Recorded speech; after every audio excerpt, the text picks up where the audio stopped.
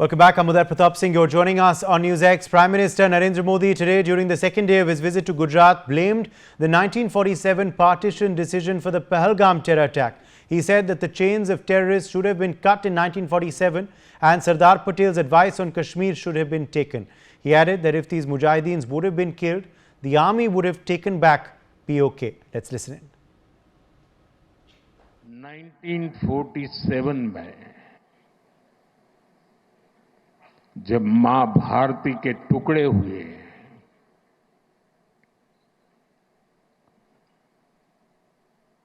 कटनी चाहिए थी तो जंजीरें, लेकिन काट दी गई भुजाएं। देश के 3 टुकड़े कर दिए गए।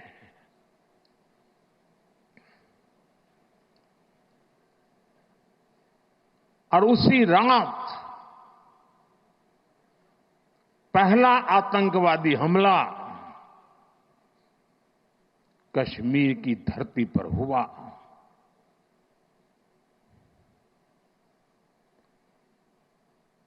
मां भारती का एक हिस्सा आतंकवादियों के बलबूते पर, मुजाहिदों के नाम पर पाकिस्तान ने हड़प ले लिया।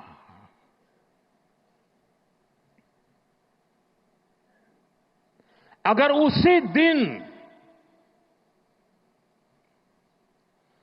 इन मुजाहिदों को मौत के घाट उतार दिया गया होता,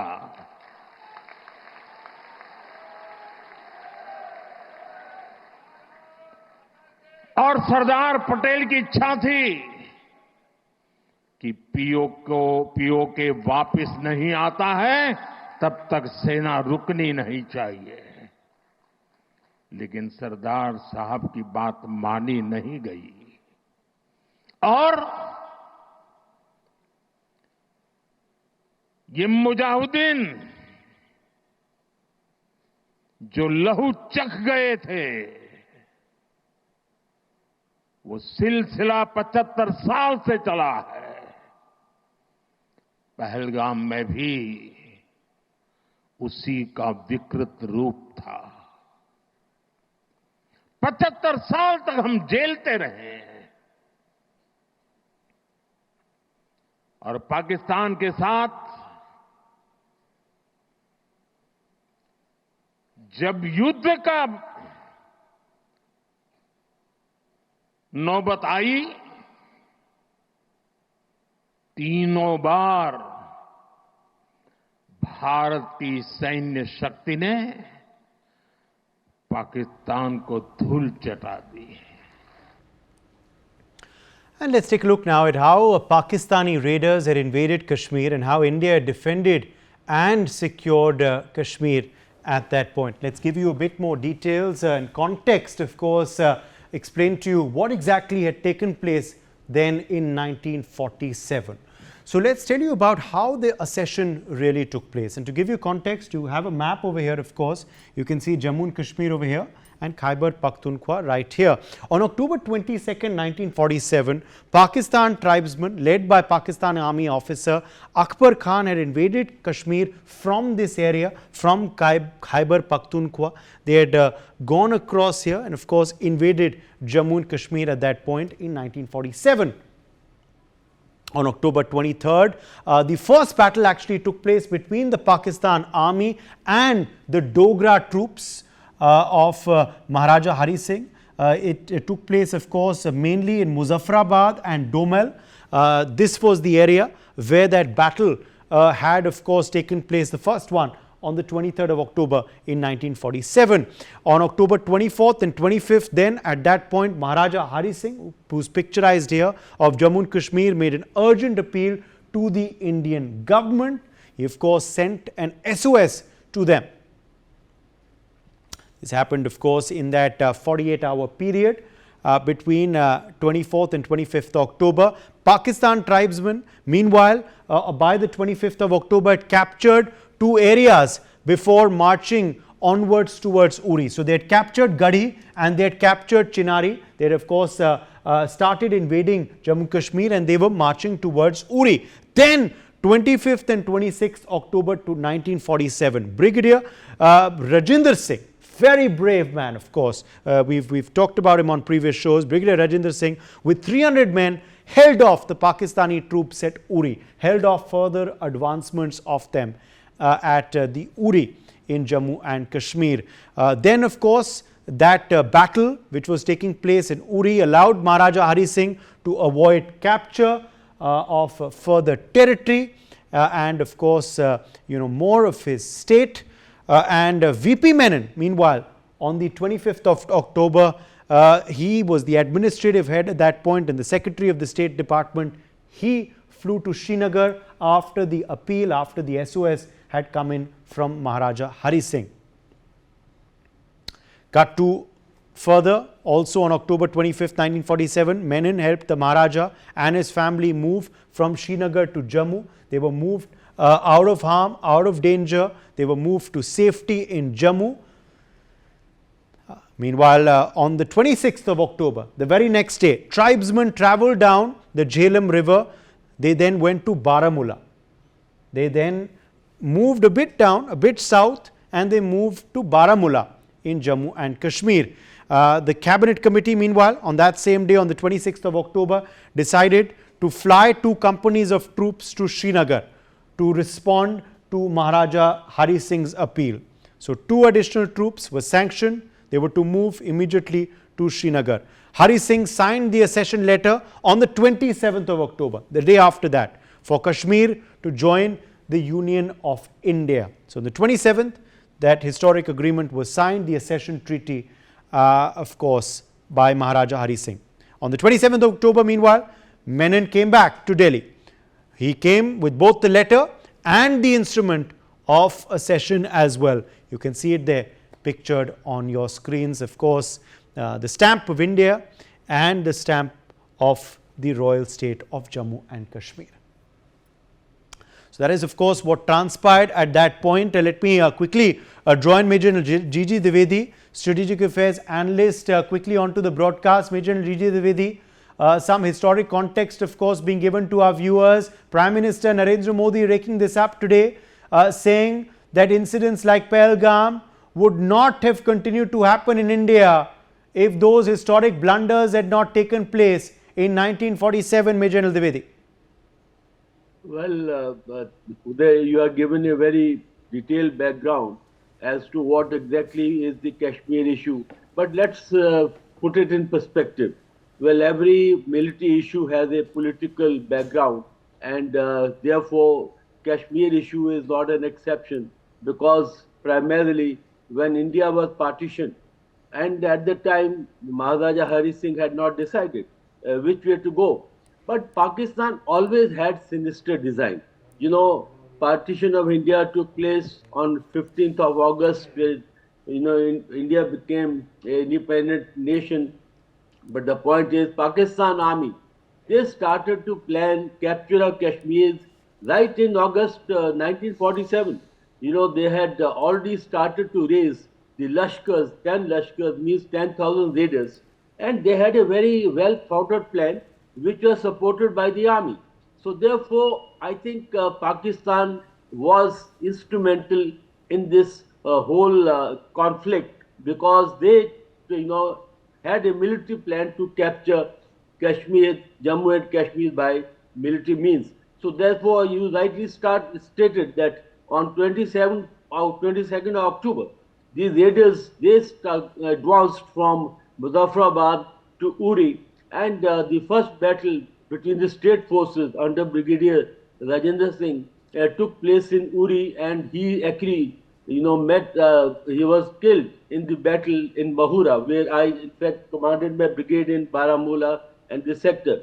But the point is, Uday, we have to understand 2-3 very important things.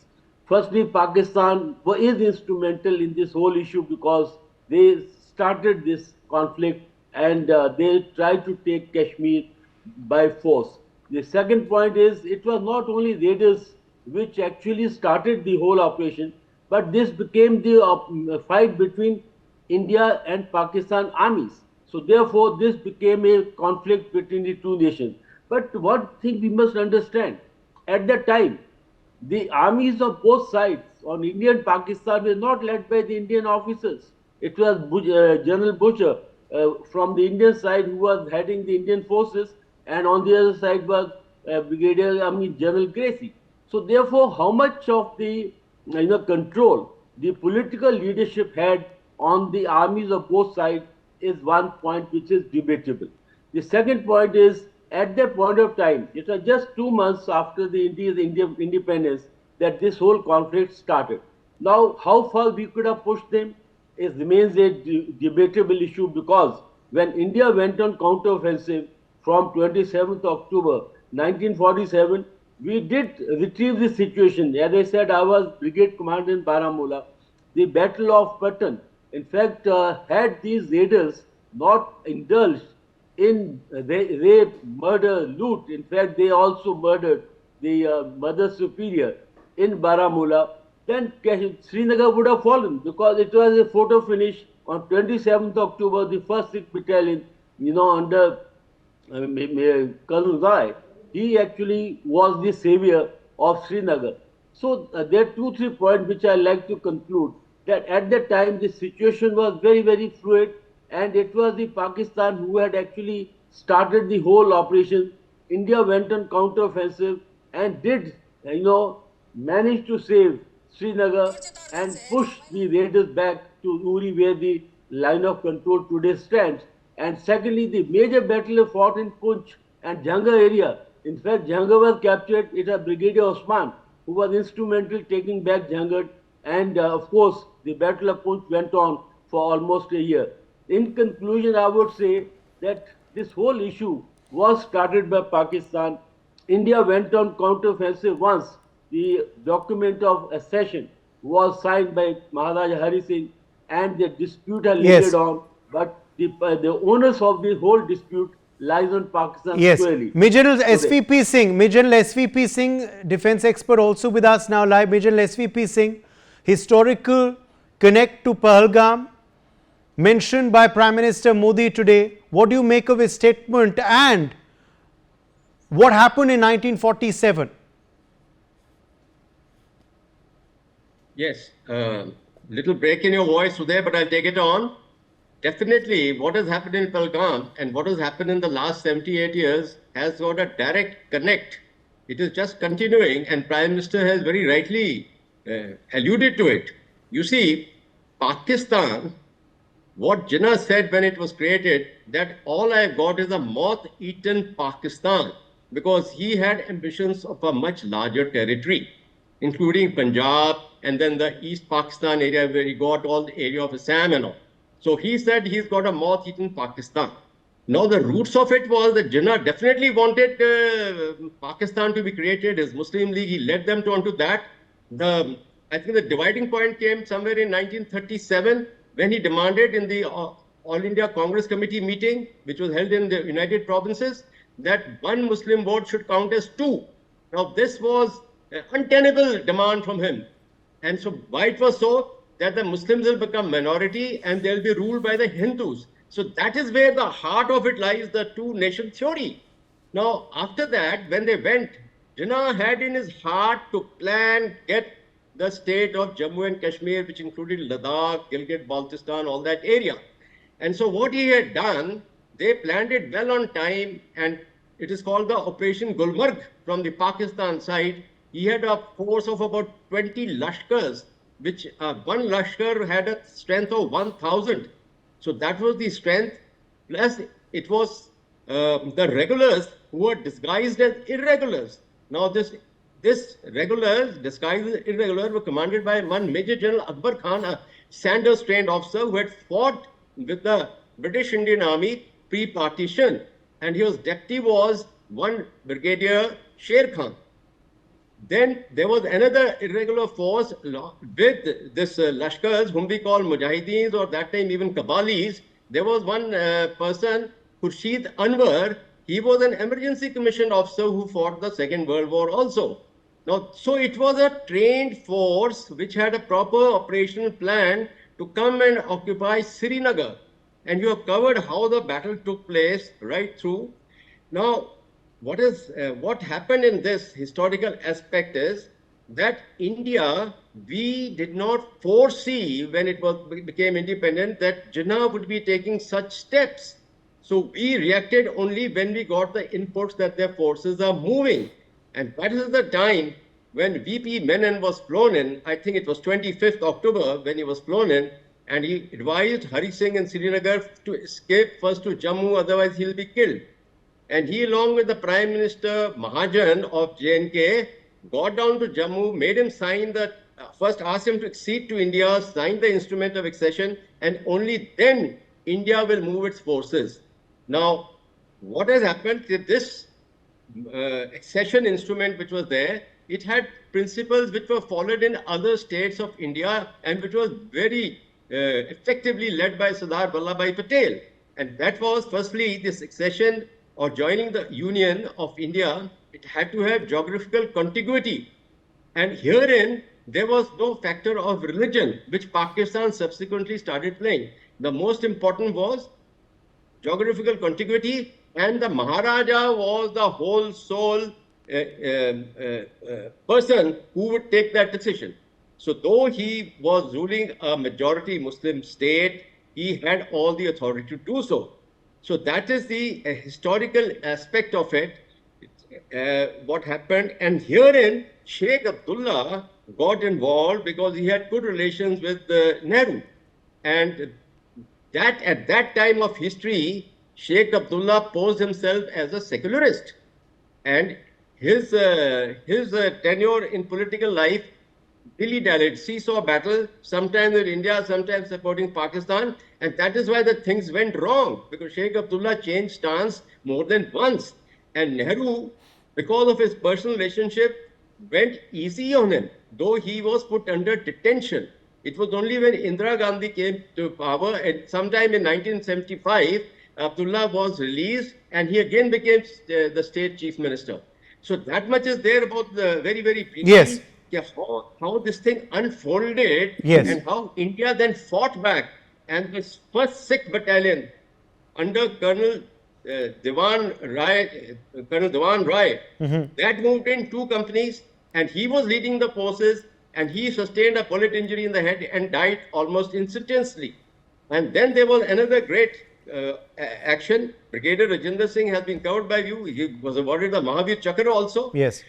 There was another great action from Fort Kamau of Major Somnath Sharma for the Battle of Pahalgam. Okay. And he held on with his company, with hardly left with any manpower, saying in his last message, I will hold on, I will not withdraw, I will fight on till last round, last man. And that fence of the Battle of Pahalgam saved Srinagar and Srinagar airfield. And that's a great historical fact, military history fact. And that saw Major Somnath Sharma, it was the first recipient posthumously of the Paramveer Chakra. Yes, absolutely. Let me quickly draw in Major General AJB Jaini, defense expert, also into the conversation. Major General Jaini, this historical context is very important for our viewers, as Prime Minister Modi also reminds the nation today as to the historical wrongs, which led for this problem to simmer and fester over the years, and also has contributed to attacks like Pahalgam, even continuing up till today. Major General Jaini. Thank you, Uday, for inviting me on your esteemed channel. It's always a pleasure debating with you. And I have my 2 co-panelists, SP and Dwivedi. They're not only friends, but they're very well-informed people. So it's a pleasure. Thank you so much. Well, a lot has been said initially by you. You narrated very briefly the history very correctly. And then General Dwivedi has filled in the gaps, and then SP has elaborated further on it. I will focus myself on what your question is on the historical wrong, the historical fact.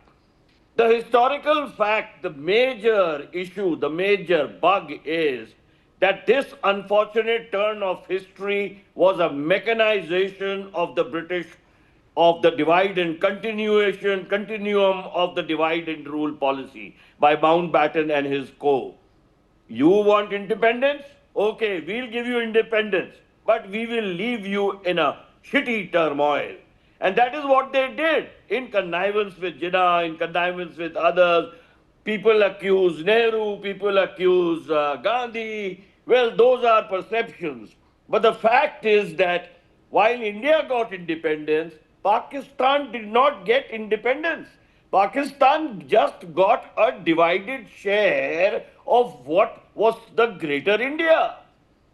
Now, basically, Jinnah was banking on the two nation theory. हमको हमारा पाकिस्तान दो क्योंकि हमारे मुसलमानों का इज्जत भारत में नहीं होगा. And that is how Pakistan came in. But people forget that after the 71 operations, after the liberation of Bangladesh, the two nation theory fell flat. It was burst like a balloon. And the two nation theory had no raison d'etre to exist. But Pakistan had already come about. Pakistan was a member of the United Nations. They had an army, navy, air force, a prime minister, and a country on the world map. So they have to survive. Now, how do they survive? Only two things. Call J&K as their jugular vein and say J&K is very dear to us, because that is one reason why their army can exist. Today, let's take a hypothetical case that there is no trouble over J&K.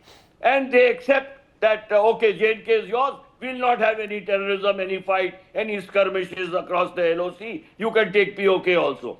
What will the Pakistan army do? They will cease to exist. And will they want to cease to exist? Because that is the center pole of power. That is the center of gravity. That is the germ of all the trouble that Pakistan is going through. Call it terrorism, call it economic turmoil, call it Sindhu Treaty cancellation, or call it political turmoil in Pakistan. The army is the bugbear of everything. So that is one thing, the two nation theory and the basic center of power being the army, which has kept this fire burning for the last 78 years. There have been two wars. The Prime Minister very rightly alluded to it, that after three jhadaps, call it 65, call it 71, call it Kargil, they have not learned a lesson. And Sindoor, okay, fine, damn good. I'm happy as a soldier. I salute my soldiers and my country and my political leadership for having launched Sindoor. But has it solved the problem? I'm afraid no, it has not.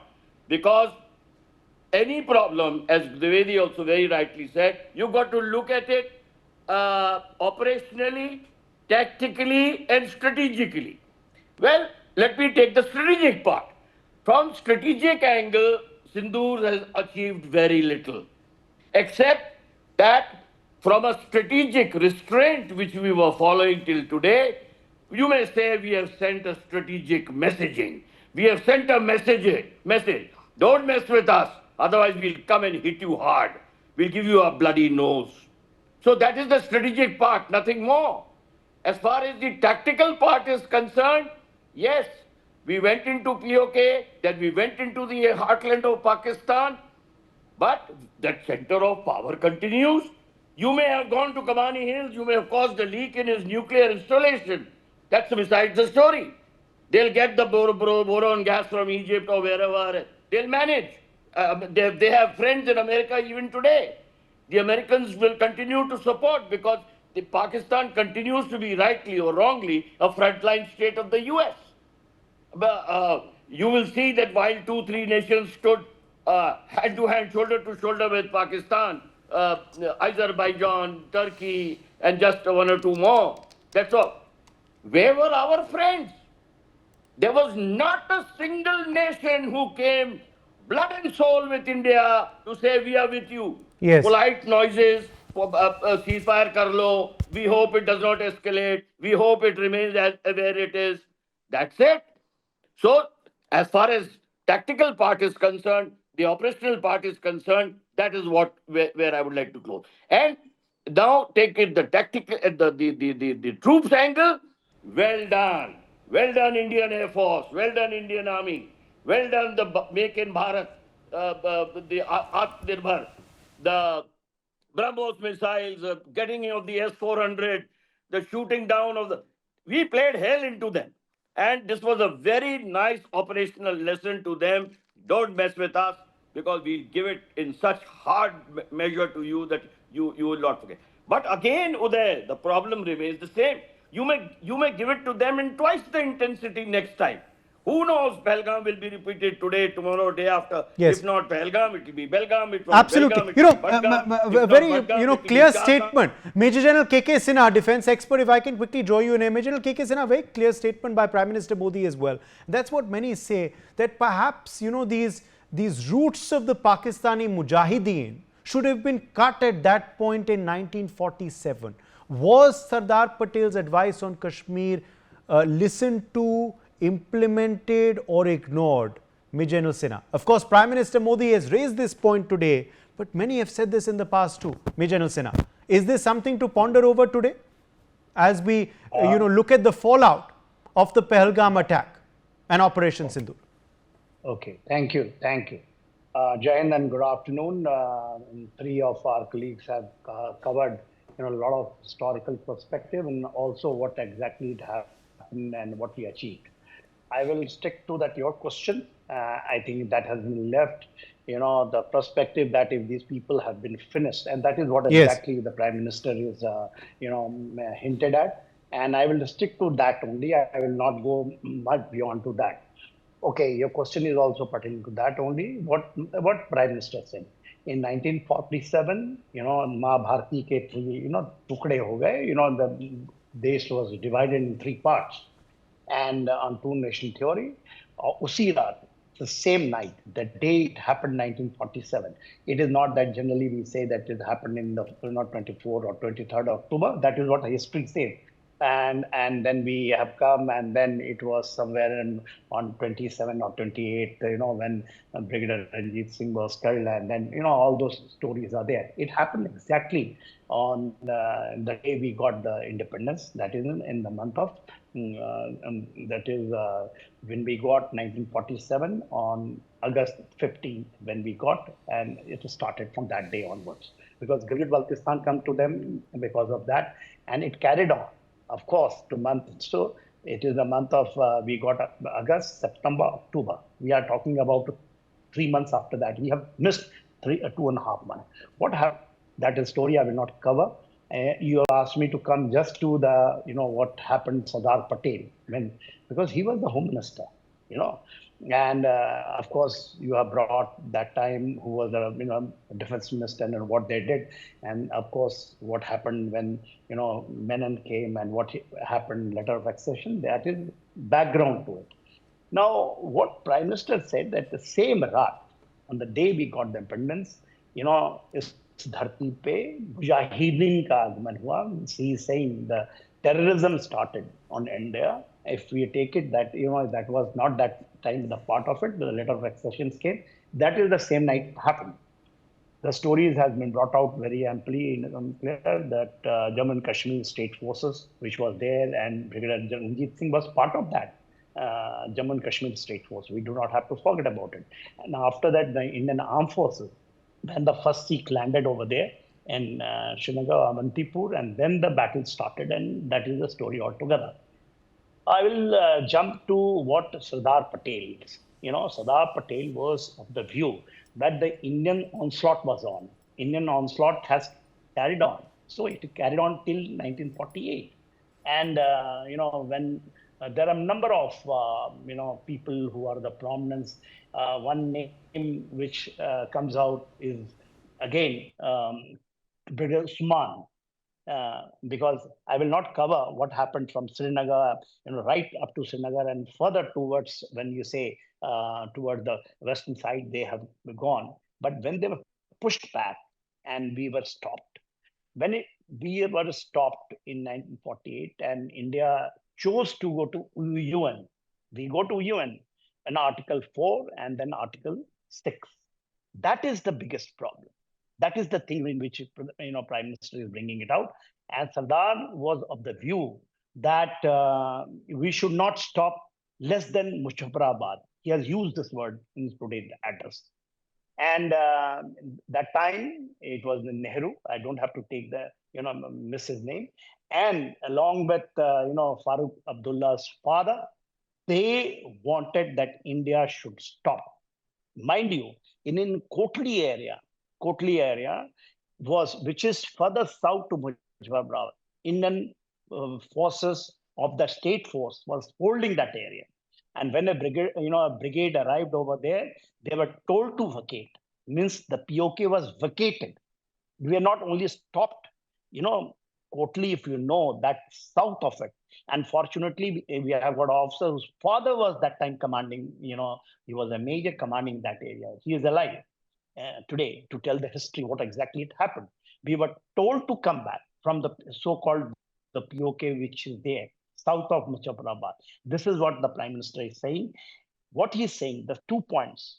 Sardar Patel said that we should not stop the Indian Army till we reach Muzaffarabad and complete area. And the second thing, what he said, that all Mujahideens who came that time, that was the Mujahideen battle. And what we are saying, Mujahideen meant the people who are the terrorists now, the same terrorist, and jihad has come in the big way. Jihad was that time also. It has got a religious angle because two-nation theory is based on the religion angle. So they came over there and they have been stopped. That is what the, very important your viewers must know. And we allowed certain areas which has, to given back to Pakistan. And one very few historian has written down by pen that even Kotli was with us during that time.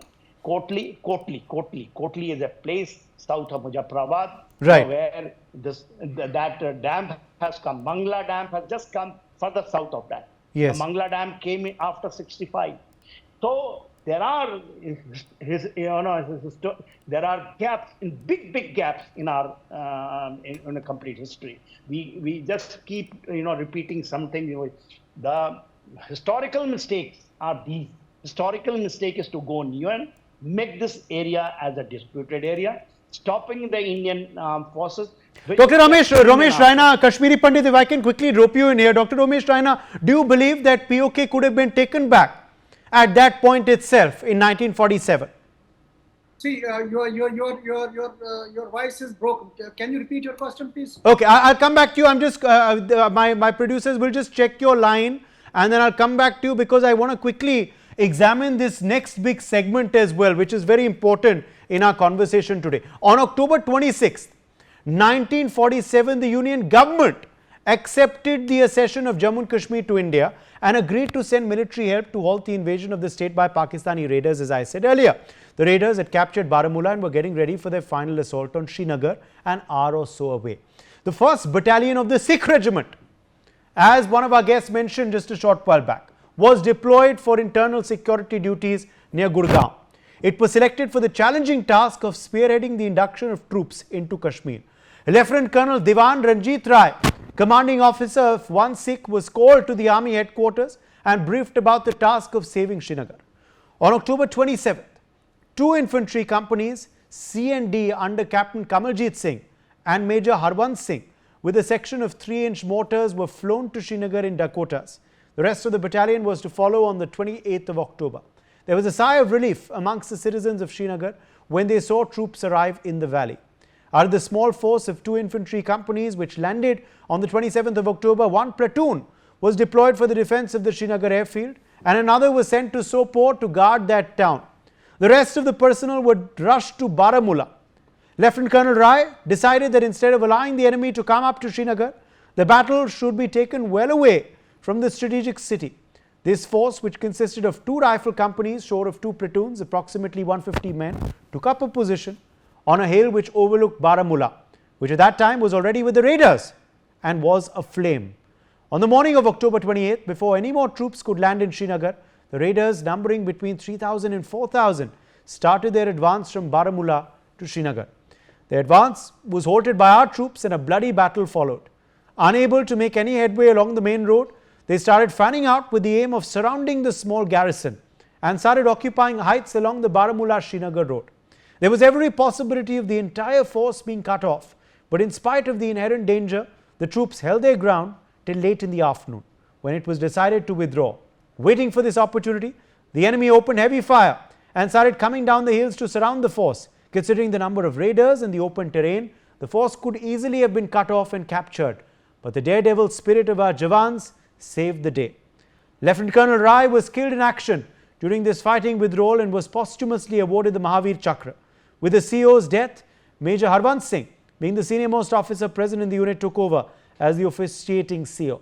Lieutenant Colonel Rai had been given orders to the battalion to withdraw to the Shalatang Spilled Channel, about 4 miles from Shinagar, and stop the raiders there.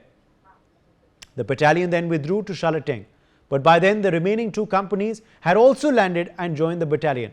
The operational situation on the intervening night of October 28th and 29th was very fluid and critical. Considering that the battalion with its limited strength could easily be bypassed at the Spill Channel, Major Harvansh Singh took the tactically sound but very risky decision to move the battalion back the same night itself from the Shalatang Spill Channel to an area near Patan, almost halfway between Shinagar and Baramulla. The troops had just finished digging in when at about 6 a.m. on the 29th of October, the first few leading vehicles of the enemy convoy drove into the battalion ambush. Later that day, the enemy put in 2 determined attacks that were repulsed. The whole day of October 29th was wasted by the raiders trying to break through the 1 Sikh defence. This provided much needed time for the build-up of our own troops in Shinagar, thus saving the city from falling into the enemy's hands. Major General D.D. Dwivedi, Strategic Affairs Analyst, is live with us. Major General Dwivedi, it was a story of bravery, it was a story of fortitude, and it was a story of sheer skill. How Shinagar was saved at that point from these raiders, from these people who of course had come at the behest of the Pakistani state. No doubt about it, Uday. I think you have narrated the whole battle very clearly and in very simple words.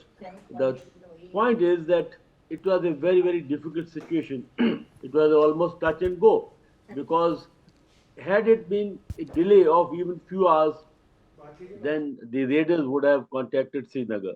The Battle of Patan actually was a turning point, because it is here that the momentum of the raiders' advance was stalled. Now, in this, what we need to understand is that sheer bravery of the men on the ground, because it was a fight hand on hand, one against the other, and it was a close quarter battle, which is actually the acme of infantry, and that's where the 1st Sikh Battalion actually proved its worth. And mind you, one need to understand, when your CO is killed, what sort of adverse impact it has on the morale of the troops. But 1st Sikh stood its ground, and actually rest is history, because today, if we have the line of control running along Uri, because Srinagar was actually the pivot point, it was the center of gravity. Had Srinagar been lost, we would have lost the complete valley and the J&K. But Uday, 2-3 points need to be understood. We are talking about the history, and history has to be seen in present context.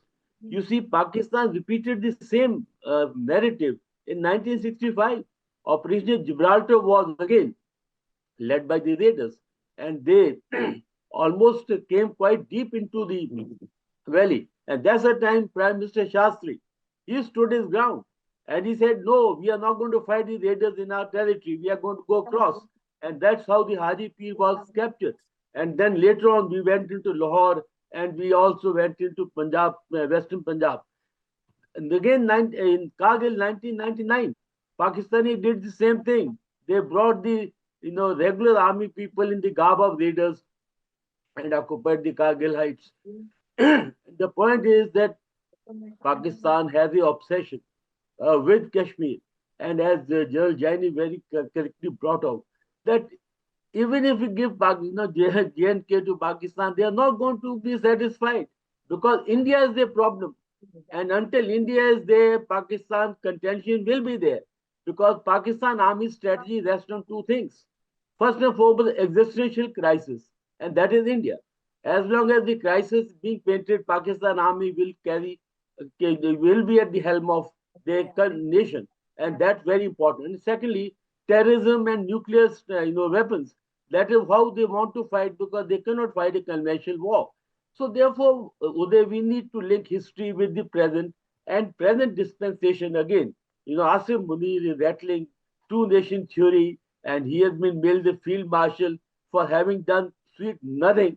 The point is that for Pakistan Army, it is ruling the country either by proxy or directly. And as long as Pakistan Army at the helm, India will remain their issue. India remains their existential crisis, and therefore, not Pahalgam is not the end of the game. It is actually one of the dots in the continuous narrative that Pakistan Army is trying to paint. But the point is, we need to draw lessons from history, and lessons are very clear that we need to be proactive. We always been reactive. All through 75 years, we only reactive. Absolutely. It's important to learn. The sequence of events, Major General, AJP Jenny, but it's important to, of course, learn how Shinagar could have fallen if not for these brave troops, if not for the rapid, decisions taken as described by me a short while back. Very true there. As General Dwivedi very rightly said, it was a matter of hours. It was a matter of touch and go.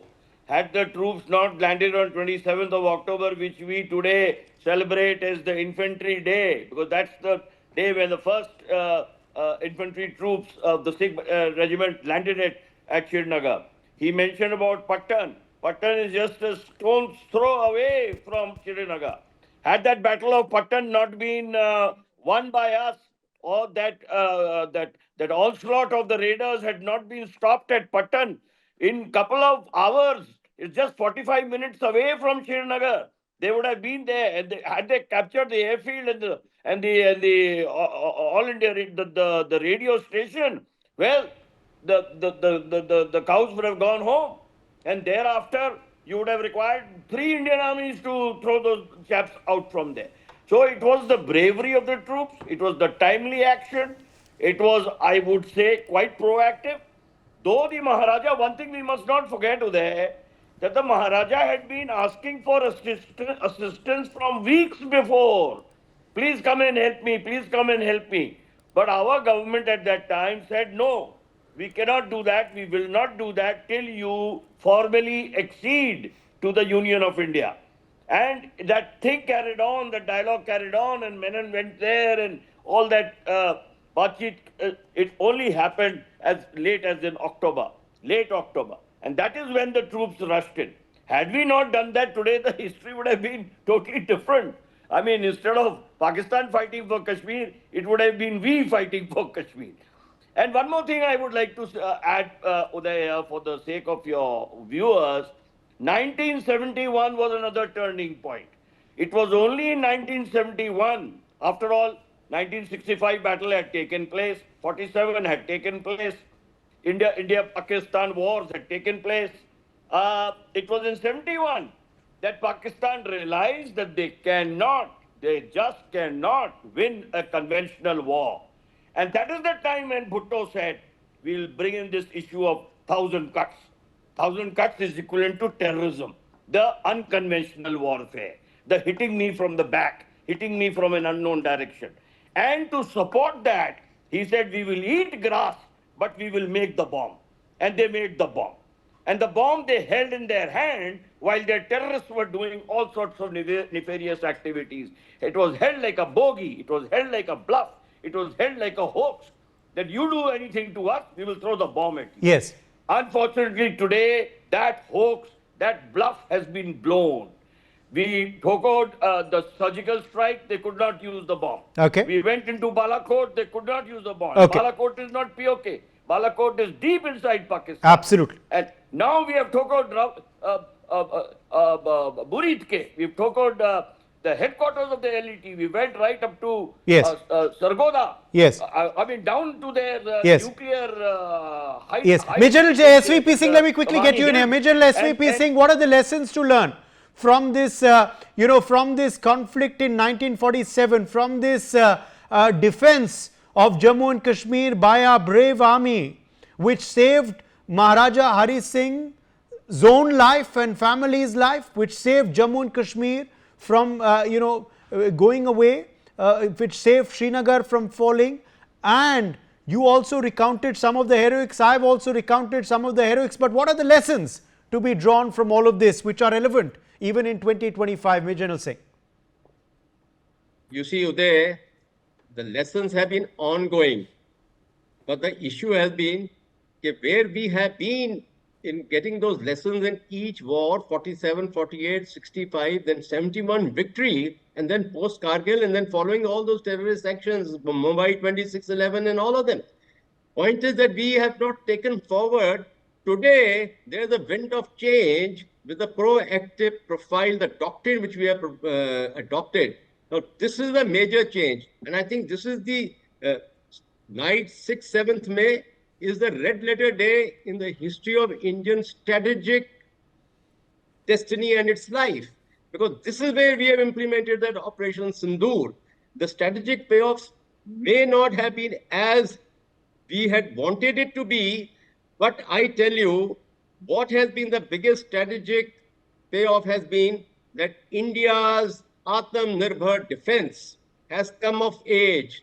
The world is looking at it. Our BrahMos is today, 17 nations are in the pipeline, have lined up to buy in Latin America, in Southeast Asia.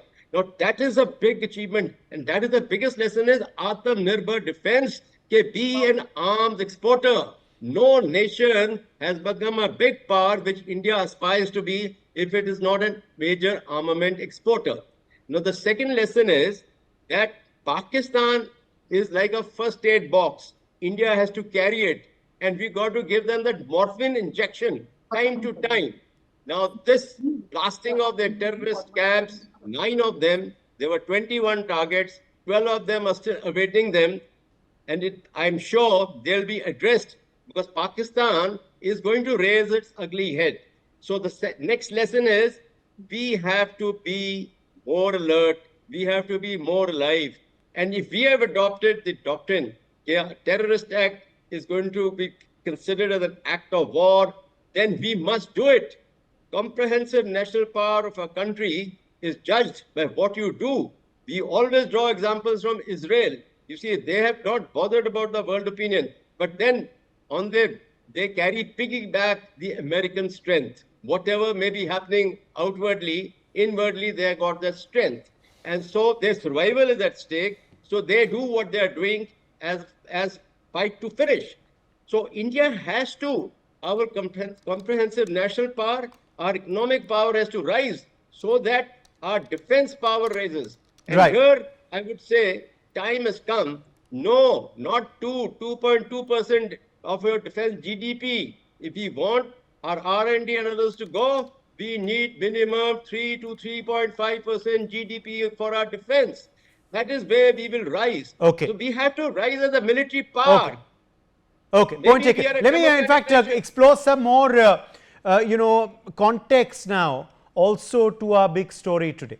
Post-independence, General Cariappa was appointed as the Deputy Chief of General Staff. In November 1947, on being promoted to the rank of Lieutenant General, he was appointed as the Eastern Army Commander. In January 1948, owing to the worsening situation in Kashmir, Cariappa was called back to the capital and appointed as the GOC in charge of Delhi and East Punjab Command. India's counter-offensive began with Operation Kipper. Brigadier M. Usman issued instructions for Operation Kipper. The operation was to be carried out by the 50 Para Brigade Troop to dislodge Pak invaders from the areas of Kot, Patradi, Uprala, Dandesar, and to establish a permanent PK in the area of Kot. Despite stiff resistance from Pak invaders, the Indian Army was successful in achieving the objectives of Operation Kipper. A total enemy casualties were 156 killed, 201 wounded, capture of a large quantity of arms and ammunition as well. Meanwhile, Operation Easy was launched by the Indian Army on the 20th of November 1948. It was part of the 1947-48 Indo-Pak War and aimed to relieve the besieged town of Poonch. It involved capturing key routes and territories, resulting in the capture of 800 square miles of land. Poonch was under siege by the raiders for over a year. From November 1947 until the Indian offensive, Operation Easy was launched. Operation Bison was the next operation. It was the code name of the assault and capture of Zojila, Dras and Kargil district in Ladakh by the Indian Army during the Indo-Pakistani War of 1947 and 48. Zojila had been seized by Pakistani raiders in 1948 in their campaign to capture Ladakh. The pass was recaptured by the Indian forces on the 1st of November in a daring assault which achieved success primarily due to the surprise use of armour, then the highest altitude at which armour had operated in combat in the world. Initially, an unsuccessful attack was launched by the 77th Parachute Brigade to capture Zojila. Operation Duck, the earlier name for the assault, was renamed as Operation Bison by Lieutenant General Cariappa, the Western Army commander. M5 Stuart light tanks of the 7th Cavalry Regiment were moved in dismantled conditions to Shinagar and winched across bridges, while 2 field companies of the Madras sappers converted the mule track from Baltal up the Zojila to Gumri into a jeep track. The surprise attack on the 1st of November by the brigade with armour supported by 2 regiments of 25-pounders and a regiment of 3.7-inch guns saw the Pakistanis being surprised. The pass was forced and the raider column pushed back to Matayan and later Dras. The brigade linked up on the 24th of November at Kargil with Indian troops advancing from Leh, while the Pakistanis eventually withdrew northwards towards Skardu. That, of course, was again a lot of bravery displayed at that point. And Major General K.K. Sinha, quickly drawing you in here to just talk about that. That was the 1947-48 war. Soon after partition, the conflict with Pakistan began and the bravery of our forces began. First, of course, capturing back these key territories. Cariappa's role, again key to be remembered, Major General Sinha, even today. What you are dwelling upon on the counter-offensive, when the India started its counter-offensive, and this counter-offensive was not only towards the POK, what we say, Azad Kashmir, which is now we refer it to POK, but also from the Gilgit-Baltistan area. Of course, we now call them the whole POK. In Gilgit-Baltistan area, which is now when we are talking about, is the Kargil area. You come through Zojila, and then you come towards the Srinagar side, and one goes through Dras. It goes further towards the Leh. You are talking about that. And today's context also in the foothill of what we say Citing Glacier. That time it was with them. We have taken on 84. What you are bringing it out, absolutely the heroic battle under leadership of Cariappa. You have given the name of all operations, which was long, because area is huge. If you take it from Shinagar and you go to Kargil, you have to travel a long area, and then from Daras right up to the Leh area, and then turning towards the Siachen Glacier, the Indra call that area, because you are talking about the Sarkardu. See, this area itself, today when you talk, even a number of armies will not able to read. An army, when I say it is divisional, brigade, divisional, corps, then we'll say command. 3-4 armies is required to do it. Army is the big army, where there are about 8-9 divisions each army, 3-4 corps in each. Can't do it. This is the operation which was done by Cariappa. What he was able to cull out that time, what was the heroic battle of Zojila, where both the armor guys and also our artillerymen taken these heavy equipment on their shoulder, pushed them. It is a heroic deed. No army in the world has done it. Now that they can achieve it, we have only done it after that in the Kargil war, when we fought into those same areas, Daras, Kargil, and those areas. So these heroic battles, must be read, and this has to be, remembered every time, because it is a sheer mountain warfare battle. Absolutely. In a high altitude. When you're talking Absolutely. about the Kargil area, Daras and Leh, these are solid high altitude with bare PT shoes, with the bare hands. Yes, which is why all of this remains extremely relevant even till today, isn't it, Dr. Ramesh Raina? These lessons and stories are reminders, and lessons should be drawn even today, as Prime Minister Modi has said, Dr. Raina. See, it is indeed a heroic military history written by our military commanders. But unfortunately, our political leaders have let down us all these almost 50 to 60 years until Mr. Modi took over the government. Let me tell you that Pakistan made it abundantly clear at the time of partition that Kashmir is an unfinished agenda of partition. Having said that, and it started its campaign, both military and ideological campaign, right from the day Pakistan came into existence. And I would like to correct my co-panelist who earlier said that Bhutto had said that 1,000 cuts to bleed India. It was not Zulfikar Ali Bhutto, it was Ziaul Haq. Bhutto had said 1,000-year war with India, to which there was slight improvement made by Ziaul Haq, who said that 1,000 cuts to bleed India. And it is the uninterrupted continuation of the same ideology which has driven Kashmir to what it has come to stand today. See, Pakistan has partially succeeded in the demographically changing the whole metaphor of Kashmir, that is driving Hindu civilization out of Kashmir. And today, Kashmir is an Islamic state within India, let me tell you very clearly and explicit.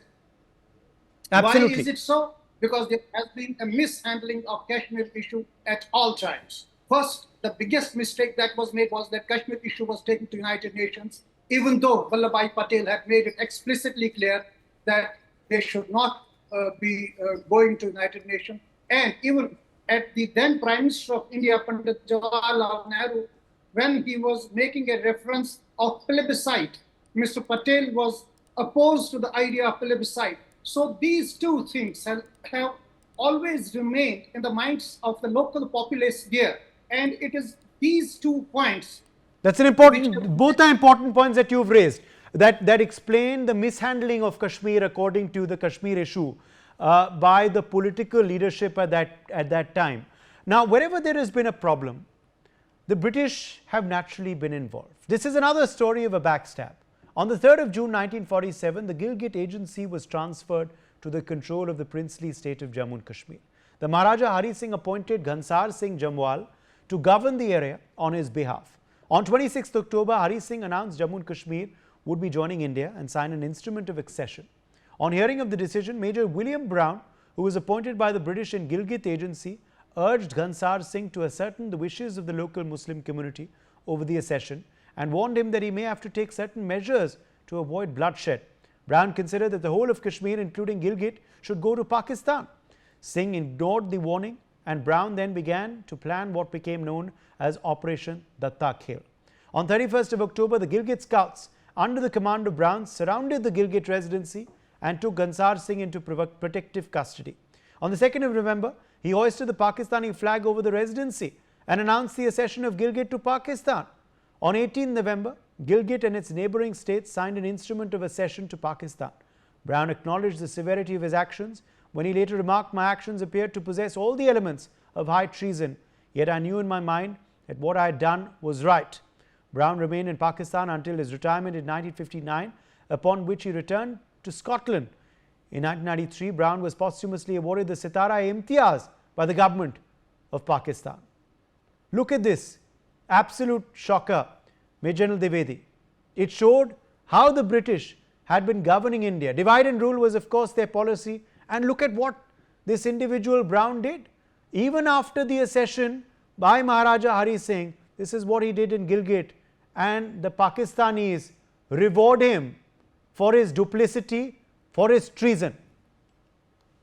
Absolutely, Uday. British policy of divide and rule has been universal. It's not only applicable to India, but I think all over the globe.